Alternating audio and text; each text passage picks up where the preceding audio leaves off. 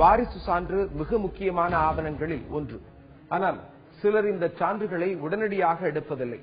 வாரிசு சான்று எடுக்க கால நிர்ணயம் இருக்கிறதா? சட்டம் என்ன சொல்லுகிறது? ஒரு நபர் இறந்த பிறகு சட்டத்தால் வரையறுக்கப்பட்ட விதிகளின்படி இறப்பு சான்றிதழ் வழங்கப்படுகிறது. அந்த இறப்பு சான்றிதழை அடிப்படையாக கொண்டு அந்த இறந்து போனவருடைய வாரிசுதாரர்கள் உரிய விண்ணப்பம் அளித்து விசாரணைக்கு பிறகு தக்க ஆவணங்கள் கொடுத்து அது விசாரித்த பிறகு அவங்களுக்கு வாரிசு சான்றிதழ் வழங்கப்படுகிறது. அந்த வாரிசு சான்றிதழை அடிப்படையாக கொண்டுதான் சொத்து மற்றும் வங்கி கணக்குகள் இல்லைன்னா அசையும் அசையா சொத்துக்கள் தொடர்பான எந்த ஒரு விஷயமாக இருந்தாலும் சரி பெயர் மாற்றம் செய்வதற்கு அவங்களுக்கு அடிப்படை உரிமை இருக்கிறது என்பதை காட்டும் ஆவணமாக அந்த வாரிசு சான்றிதழ் இருந்து வருகிறது. இந்த வாரிசு சான்றிதழை பொறுத்த வரைக்கும் ஒரு சொத்து மாற்றங்கள்ல மிக முக்கியமான ஒரு பங்களிப்பை செய்து வருகிறது. நீதிமன்றத்தால் அது மிகவும் ஏற்றுக்கொள்ளக்கூடிய ஒரு ஆவணமாக இருந்து வருகிறது. இந்த அடிப்படையில் பல நீதிமன்ற தீர்ப்புகள் இது லீகல் ஏர் சர்டிபிகேட், அதாவது வாரிசு சான்றிதழ் கொடுப்பதற்காக அது எவ்வளவு நாளைக்குள்ள கொடுக்கணும் அப்படிங்கிறதுக்காக பல தீர்ப்புகள் இருக்கிறது. சமீபத்தில் சென்னை உயர்நீதிமன்ற மதுரை கிளையில ஒரு வழக்கு விசாரணைக்காக வருகிறது. நீதியரசர் TS சிவஞானம் அவர்கள் முன்னாடி இந்த வழக்கு விசாரணைக்காக வருகிறது.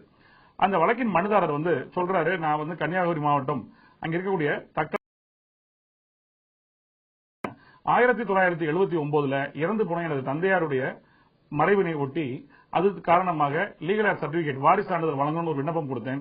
அந்த விண்ணப்பத்தை அவங்க எதுவுமே விசாரிக்காம அது நீங்க நீதிமன்றத்தில் வாங்கிங்க, உத்தரவு வாங்கிட்டு வாங்க, காலதாமதம் ஆகிவிட்டது அப்படின்னு சொல்லி எனக்கு திருப்பி அனுப்பிச்சிட்டாங்க. ஆகவே எனக்கு வாரிசு சான்றிதழ் என் இறந்து போன தந்தைக்கு விசாரித்து வழங்கப்படணும்னு அந்த வழக்கு தாக்கல் செய்கிறார். அந்த வழக்கு விசாரணையில நீதியரசர் பல்வேறு உயர்நீதிமன்ற தீர்ப்புகளை மேற்கோள் காட்டுறாரு. இது தவிர 1991 சிறப்பு ஆணையர் மற்றும் செயலாளர் ஒரு சுற்றறிக்கை அனுப்பிச்சிருக்காரு. எல்லா தாசில்தார்களுக்கும் சரி, அதற்கான கிராம நிர்வாக அதிகாரிகளுக்கும் ஒரு சுற்றறிக்கை அனுப்பப்பட்டிருக்கிறது. அந்த சுற்றறிக்கை அவர் மேற்கோள் காட்டுறாரு. அது தெளிவாக வரையறுக்கப்படுகிறது வாரிசு சான்றிதழ் என்றால் என்ன, அந்த வாரிசு சான்றிதழ் என்ன விண்ணப்பத்தில் அது தாக்கல் செய்யப்பட வேண்டும், அது வட்டாட்சியருக்கு வழங்கப்பட்டு உரிய கட்டணவில்லை, அது எவ்வளவு ஸ்டாம்ப் டியூட்டியோ அது பொருத்தப்பட்டு ஒரு ஆவணமாக மனுவாக கொடுக்கப்பட்டிருந்தால் அதை சம்பந்தப்பட்ட கிராம நிர்வாக அலுவலருக்கு வருவாய் ஆய்வாளருக்கும் தாசில்தார் அனுப்பிச்சு வைக்கணும், வட்டாட்சியர் அனுப்பிச்சு வைக்கணும். அவங்க விசாரித்து எந்த இடத்துல நபர் கடைசியாக உயிர் வாழ்ந்தாரோ அவருடைய உறவினர்கள் அவங்களுடைய வாக்குமூலங்கள் மற்றும் அதே போல அவங்க பக்கத்தில் இருக்கவங்க அண்டை அயலார் வீட்டில் இருக்கவங்களுடைய வாக்குமூலங்கள் எல்லாம் பதிவு செஞ்சு அவர் உயிரோடு இருக்கும்போது அவருக்காக இருந்த ஆவணங்கள் என்ன, அதாவது ஓட்டர் ஐடி, அது தவிர ரேஷன் கார்டு, இப்படி என்ன ஆவணங்கள் எல்லாம் இருக்கிறதோ அதையெல்லாம் ஆய்வு செய்து அவங்க ஒரு முடிவு எடுக்கிறாங்க. இவருக்கு இறந்து போனவர் இன்னார்தான், இந்த தேதியில இறந்திருக்காரு, அவங்களுடைய வாரிசுகள் இவர்கள் தான் அப்படிங்கறதெல்லாம் குறிப்பிட்டு அவங்க வட்டாட்சியருக்கு அவங்களுடைய கருத்துரையை அனுப்பிச்சு வைக்கிறாங்க. அந்த அடிப்படையில் அந்த தாசில்தார் வட்டாட்சியர் ஆய்வு செய்து அவர் வாரிசு சான்றிதழ் வழங்குறார்.